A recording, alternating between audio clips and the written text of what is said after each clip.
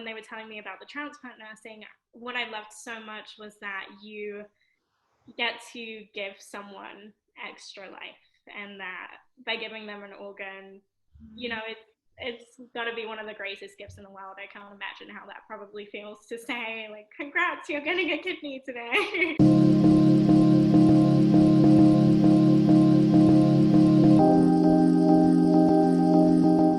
On behalf of MDF Instruments, welcome to our Crafting Wellness podcast. Today, I would love to introduce you to our guest, Samantha. Hi, Samantha. How are you? Hi, I'm good, thank you. Thank you so much for having me. Oh, thank you for being on. I would love to introduce you to everyone watching. Can you tell us a little bit about where you live, who you are, and kind of where you are in your journey in healthcare?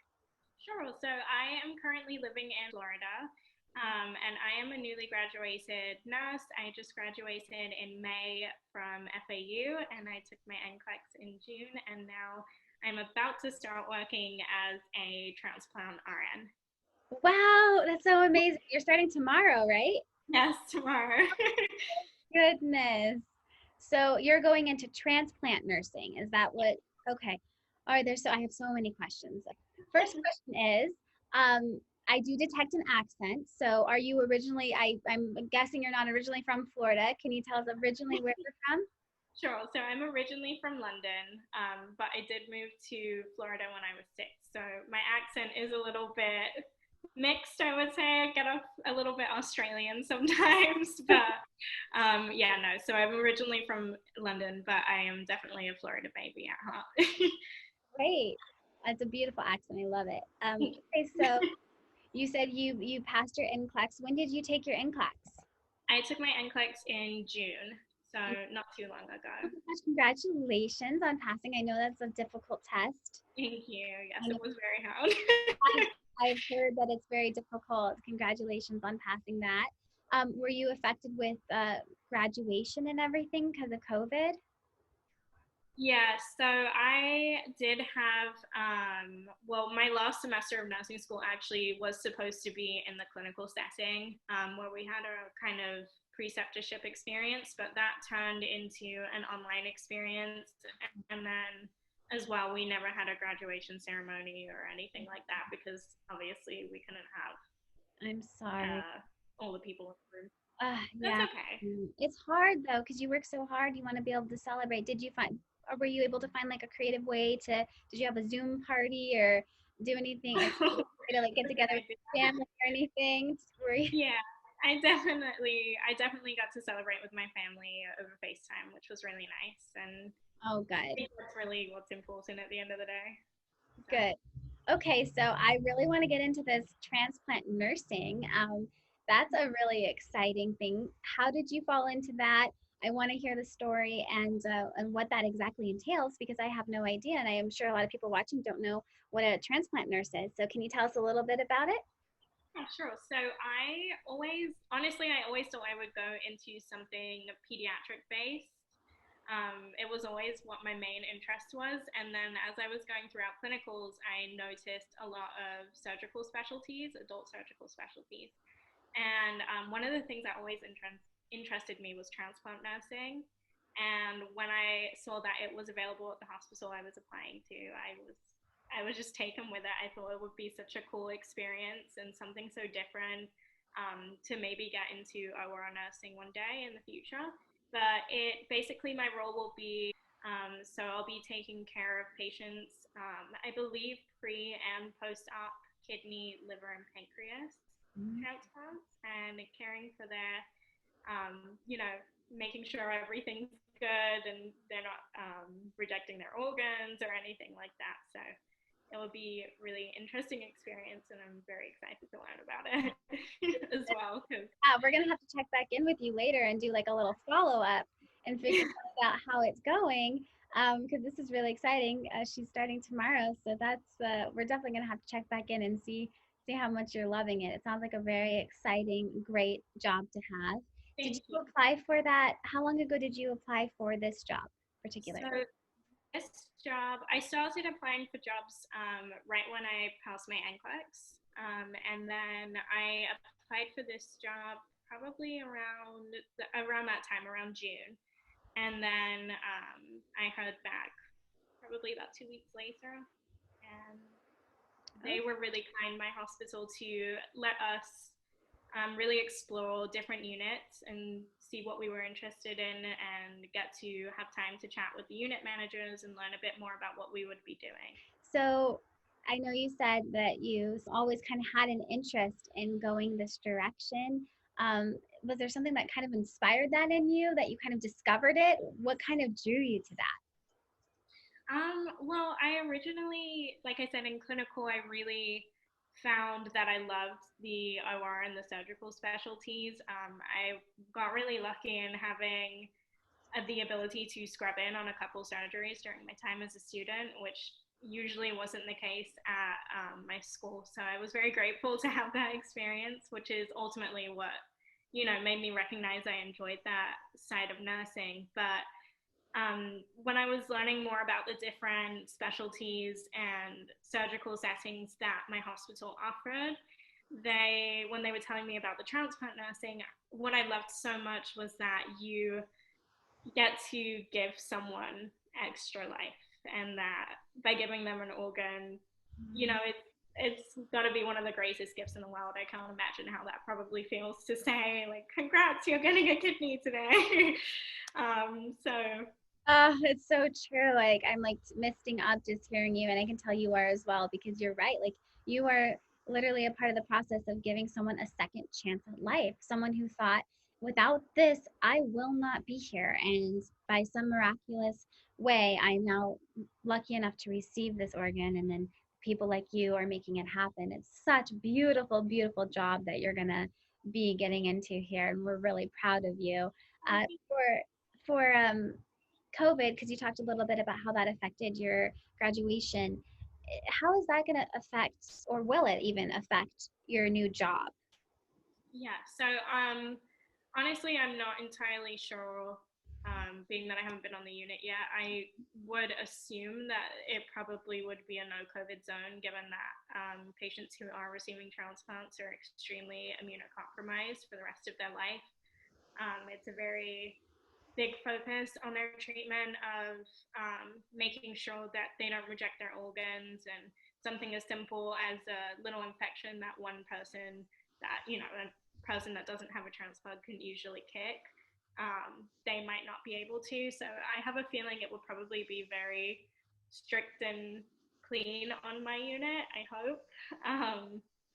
But we're definitely, as well, wearing our N95s and taking all the precautions as well. So Yeah, I wonder, for everyone watching too, for people who maybe want to get into a similar field as you, can you talk a little bit about the process? Is there a special process to become this type of nurse? Can you kind of explain that for someone who's maybe kind of starting out and doesn't really know, oh, how do I even do this if I'm interested?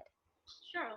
So there isn't really a specific process that I know of. I graduated just with my regular BSN degree, and I've gone into a residency program, which is, I really think, the way that you can get into such a specific specialty as a new grad. It really gives you a lot more training. So, for example, I'll be with technically in my residency for the first year of my contract. So I will be doing monthly simulation labs and workshops to kind of help further my education, as well as specific modules and things to my unit to help me learn a bit more. And I think that way is how you can kind of get into some more acute or specialty areas that typically you don't hear about as a new grad. But people definitely told me, you'll start out as a med-surg nurse, you won't be able to get into a specialty as a new grad. But I definitely would say that that's not the case. As a new grad, the residency can help you get into something like that. So that's how I kind of got into transplant that way. Amazing. Yeah, and for everyone watching too, I think it's important to remember that um, just because someone else couldn't do something doesn't mean that you can't. And just Mm-hmm. because someone else's experience is were one way doesn't mean your experience is also going to be that way.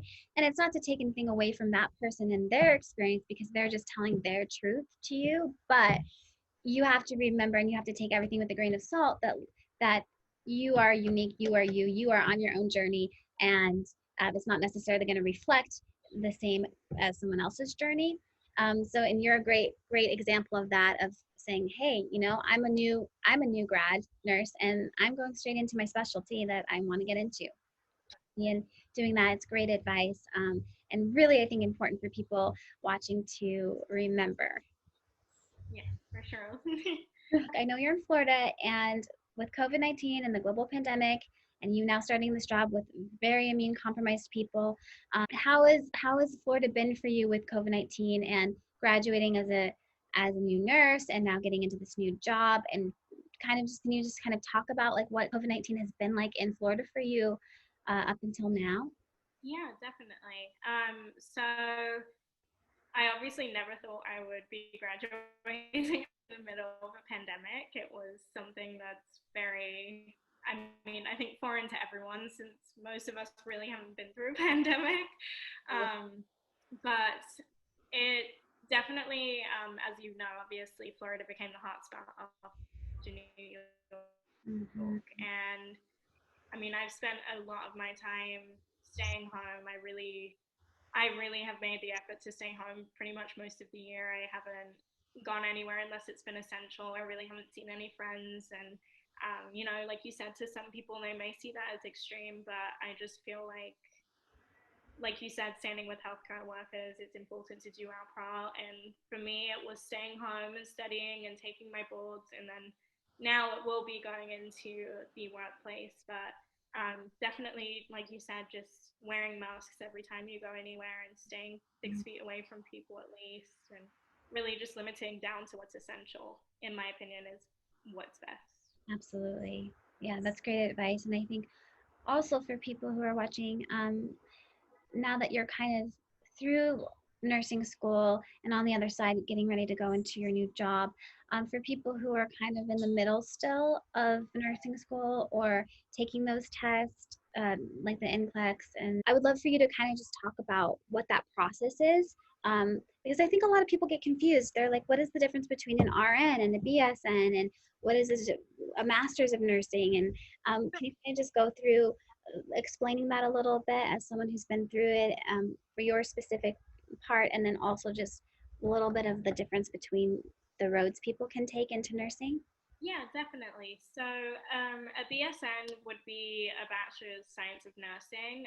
That is what the degree I obtained, but you can also attain a associate's degree, which is 2 years, which is a technically classed as a lower level to a bachelor degree, but it is still a nursing degree. You can still be an RN, the exact same scope of practice. So I did my BSN as a 4 year undergraduate degree. So my college experience was my nursing school experience at the same time, which I feel like is honestly kind of common, but not as common. I know a lot of people go back to school to become a nurse. They decide later on in life or whatever it may be. But so there are two different roads you can take, and then an MSN, which is your master's, is obviously a master's degree post having a bachelor's. Um, and then there's also, you can become a nurse practitioner after you have your bachelor's or associates as well. So there are definitely a ton of different scopes of nursing, which is really cool to be able to switch around and always further your education a bit. But for me personally, I have my bachelor's of science in nursing, and that allows me to be an RN. And then when it comes to boards and NCLEX, they're the same thing. Essentially, our boards is is the NCLEX exam, and Okay. so you take that once you have graduated nursing school, and you get to schedule. There's like a paperwork processing time that your school will walk you through, but then after that, it's kind of scheduled on your time as to when you want to take the exam. Mhm. And I believe you can take it quite a few times if you need to. whatever it may be, but it is a pass-fail exam, and then once you pass that exam, you're officially licensed and can work as a registered nurse. Amazing. Okay, so that brings me to another question. When you went to college uh, for nursing, did you know like automatically when you started going into your freshman year, I'm going in to go to nurse, like to become a nurse. I'm going to go into this 4 years and I'm going to become a nurse. Or did you start out like a lot of people do, just like I'm going to get my bachelor's in something, but I'm not quite sure what, and then I just take my core classes and then kind of figure it out as I go? Or did you go in like, no, I know this. This is what I want. I actually didn't go in straight away knowing what I wanted. I applied to start school in the summer of 2016. So I graduated in May, and then of May of 2016, I graduated high school, and then I went into college that summer. And I went in actually as a political science major. I always thought I was going to do some sort of law degree, something of that kind. Never thought anything medical. And then I had my own experience where I was the patient, and I got diagnosed with Graves' disease, which is a thyroid condition. And I really noticed what the role of a nurse was and what they did for people. Mm. And it really sparked my interest into the medical field, which was something I never thought I would honestly get into at all.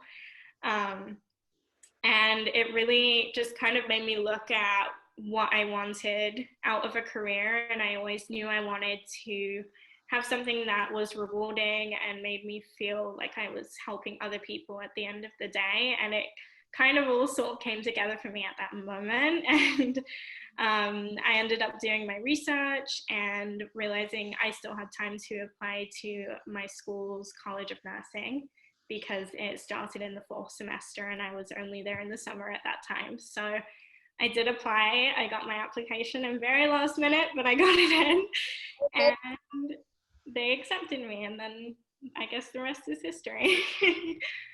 I love that so much. I think, you know, as I've been talking to different healthcare professionals all over, I feel like it's a running theme where someone goes through a health issue of their own, and especially at a young age when we're supposed to be the healthiest because we're young and we're just supposed to be given health.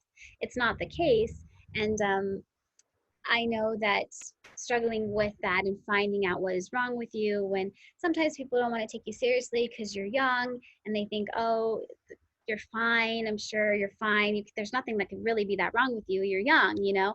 Um, and kind of fighting that battle of standing up for yourself and saying, hey, no, something's wrong. Like something's not right here. And then finally getting to the bottom of it and just feeling like you have an ally on that side of a caring nurse or another medical worker that just makes you feel like I'm scared. Because when you're like losing your health or something's wrong with your body, it's really the scariest time because you feel very alone and very very scared. You don't know what's going on, and you look to these people in these careers to kind of support you, and they do that so well.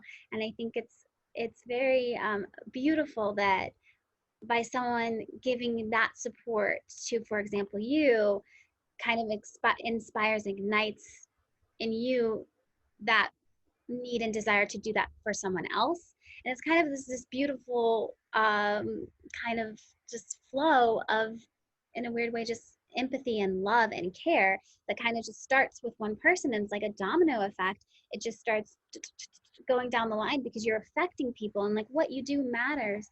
And I think for everyone watching, what you do matters. What the energy you put out into the world matters.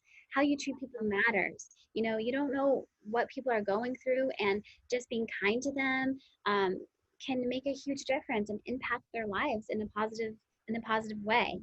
Yeah, no, definitely. Yeah, and I think it's just so beautiful when it kind of comes full circle, because now you're going to be on the other side helping that person who's going to be scared but also very grateful, but also, you know, scary because it's surgery and you just never know. But you're going to be on that side of the process of being able to be there for them the way that someone was there for you and offering that comfort. And it's so, so, so beautiful. It's such a cool thing to realize that as Yeah. well. And I always say, like, I really feel like, as cheesy as it sounds, I feel like it's kind of a privilege to be able to be in this profession and to be that person for someone, because it's very true. If you ever think about, if you were in the hospital or you had a loved one in the hospital, they'll always remember the people that cared for them. And I think it's just a very cool experience to be able to be there for someone when they're at such a vulnerable and like scary time of their life. And it's definitely beautiful, and I'm definitely very grateful to be able to be that for someone else now. And you say that you feel privileged to do that job, and then I can also say, as someone who has been on the other side of needing the help, um, you know, we feel privileged to have you, because we're like, oh, thank you, someone. We feel so lucky, and comforted and grateful and privileged to be like in your presence and to get that help and that support from you guys.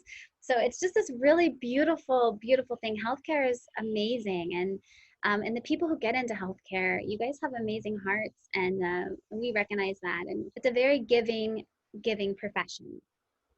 Long hours, you're giving a lot of yourself and your heart and your emotion, and it takes a very, very empathetic, kind person that wants to help others. I would love to kind of let everybody get to know you a little bit better, just on like a personal level. So can you tell us a little bit about other kind of things you love to do, passions you have, and then also kind of on top of that, I'd really love to talk about your blog and kind of what you do over there as well. So, I would say one of my passions or hobbies that I like to do is definitely writing, and that kind of translates over to my blog. It's kind of become like a hobby of mine. I definitely, growing up, always loved to write. I loved English classes and all of that kind of thing. So one day I just kind of had the idea to write about nursing school when I believe I started my blog my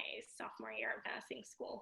And I just kind of had the idea to start writing, and I separated it into a separate Instagram page, and it just kind of, got people's attention, which is still crazy to me at this day that, so many people care to read what I have to say. But it's definitely become a hobby, and content creating as well, and being able to work with so many cool brands. And that comes down to, loving the photography side and editing, and all of that has really become something that I'm so passionate about, and something that I love to do in my free time. I honestly find it so fun.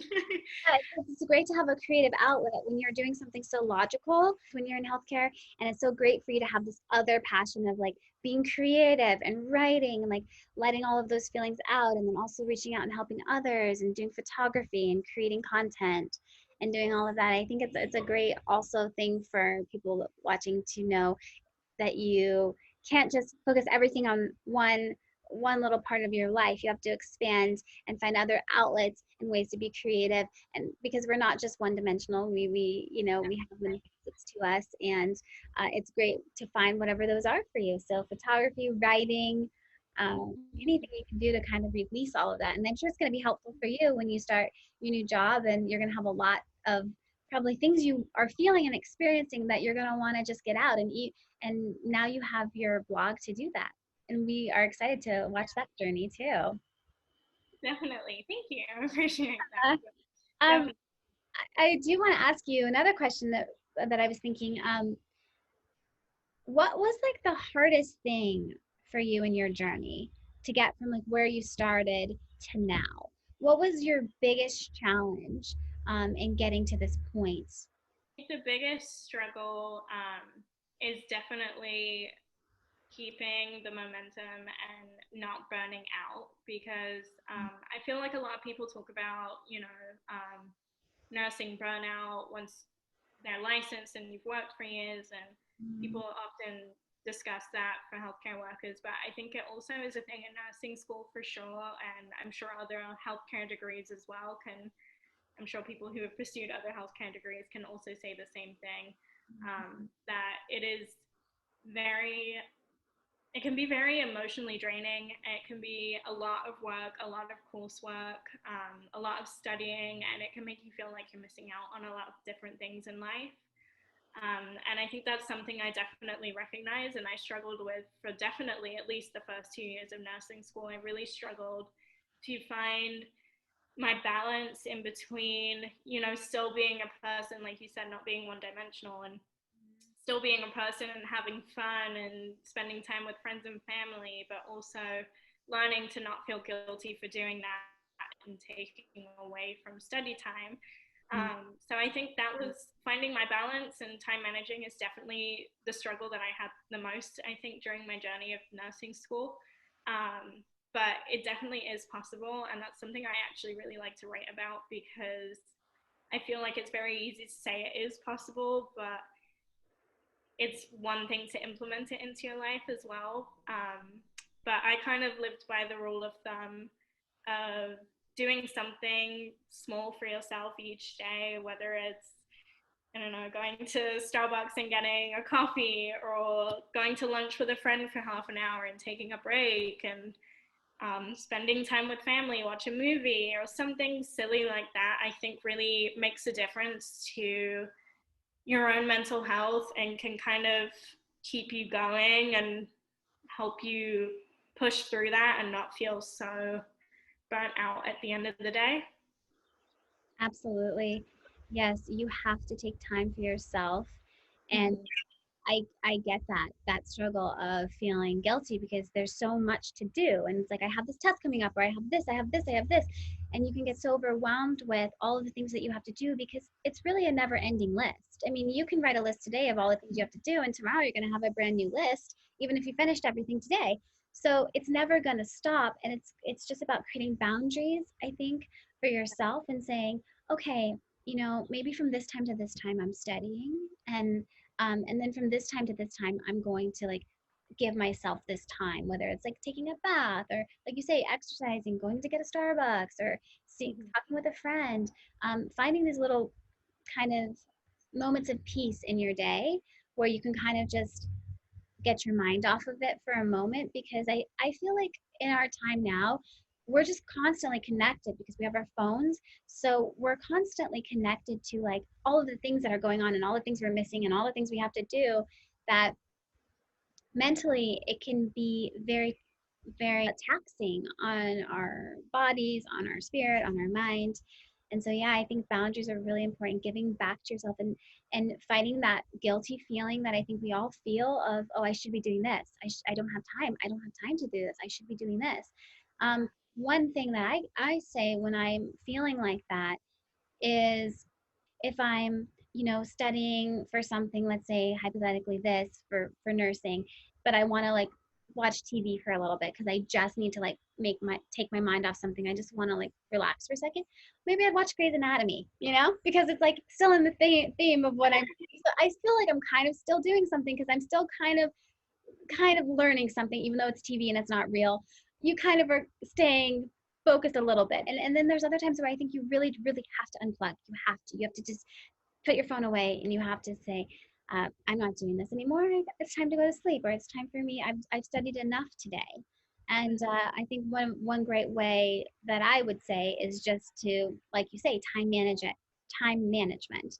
From this time to this time, I'm studying. Once I put my work in, then I'm I'm off. I'm turning my brain off, and I'm gonna like just not think about this anymore. Because you're right, you go through so much school to go into medicine, and then once you're in it, and especially now with the global pandemic, the hours that people are working, I mean, the burnout is unreal. Yeah. The potential for it. And another thing, and I want to remind everyone watching as well with Samantha, is because she's going through it, she's been through it, she's now starting her job. That doesn't mean she's never going to feel burnt out, but she's also here for you. We're here for you. You're not alone. There's people who have been through where you're at right now, who got through it and are on the other side. So you can kind of take a look at someone like Samantha, who went through, studying for the NCLEX and went through all of those things, and is now on the other side preparing for her job. I'm sure there were days that she felt extremely burnt out. I'm sure felt very anxious, stressed out, depressed, all of those things. It's normal to feel that. But what you have to do is you have to get back up, and you have to keep going, and you have to take care of yourself. And you know yourself the best. You know your body, your mind, your spirit. So I think that's also just a little advice that I would say. And reach out to Samantha, please, right? Yes, definitely, always. Yes, I there for see you every guys. message. I Yes, really do. And I do my best to respond to everyone. And like you said, I think it's really important as well to make sure you do take care of yourself. And there is no shame in doing that. I mean, I can say I've been to therapists during school. I went to my college's counseling center quite a few times.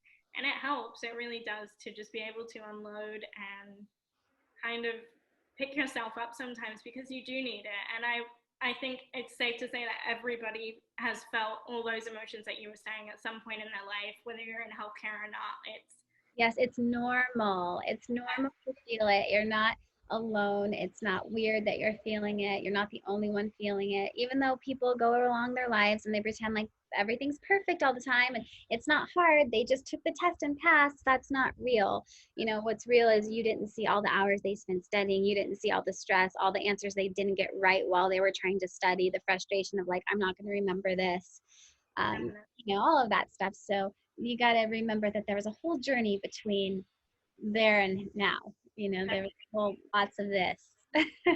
Yes, for sure. Definitely. Well, Samantha, thank you so much for joining our Crafting Wellness podcast today with MDF. I would love to link down in this video all of your social handles, so your Instagram as well as your blog. And for everyone watching, please know that you can reach out to Samantha. She's here for you.